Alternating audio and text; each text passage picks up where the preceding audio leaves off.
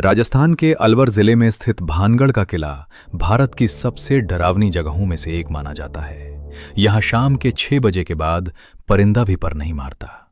पुरातत्व विभाग ने भी यहाँ सूर्यास्त के बाद प्रवेश पर सख्त पाबंदी लगा रखी है। लेकिन इस सन्नाटे के पीछे एक ऐसी खौफनाक कहानी है जो सदियों से चली आ रही है। 1. राजकुमारी रत्नावती और तांत्रिक सिंधिया। ये बात 16वीं शताब्दी की है। भानगढ़ की राजकुमारी रत्नावती अपनी सुंदरता के लिए पूरे भारत में प्रसिद्ध थीं। कई राज्यों के राजा उनसे विवाह करना चाहते थे। उसी राज्य में सिंधिया नाम का एक तांत्रिक रहता था जो काले जादू में माहिर था। वो राजकुमारी के प्यार में पागल हो गया था, लेकिन वो जानता था कि वो कभी राजकुमारी को हासिल नहीं कर पाएगा। 2. काले जादू का षड्यंत्र। एक दिन सिंधिया ने देखा कि राजकुमारी की दासी बाजार में इत्र खरीदने आई है। सिंधिया ने अपनी शक्तियों का इस्तेमाल कर उस इत्र की बोतल पर काला जादू कर दिया। उसका इरादा था कि जैसे ही राजकुमारी वो इत्र अपने शरीर पर लगाएंगी, वो सम्मोहित होकर तांत्रिक के पास खींची चली आएंगी। लेकिन राजकुमारी रत्नावती को तांत्रिक की चाल का आभास हो गया। उन्होंने वो इत्र की बोतल पास की एक बड़ी चट्टान पर फेंक दी। काले जादू के प्रभाव से वो भारी चट्टान खुद ब खुद लुढ़कने लगी और सीधे तांत्रिक सिंधिया के ऊपर जा गिरी। 3. मौत से पहले का भयानक श्राप। चट्टान के नीचे दबकर मरते समय तांत्रिक ने अपनी आखिरी सांसों के साथ पूरे भानगढ़ को श्राप दिया।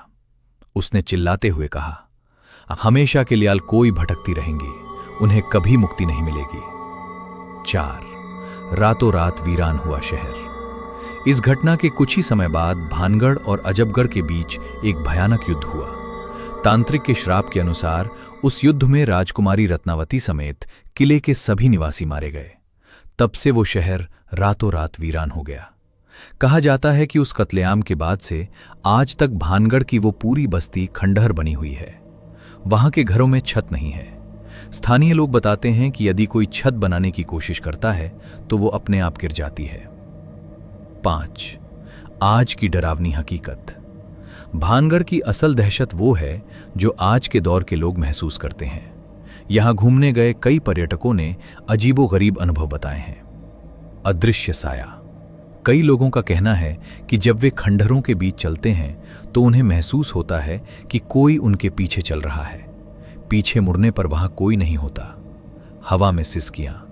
रात के सन्नाटे में यहां से औरतों के रोने, चूड़ियों के टूटने और संगीत की रहस्यमयी आवाजें सुनाई देती हैं। गायब होते लोग।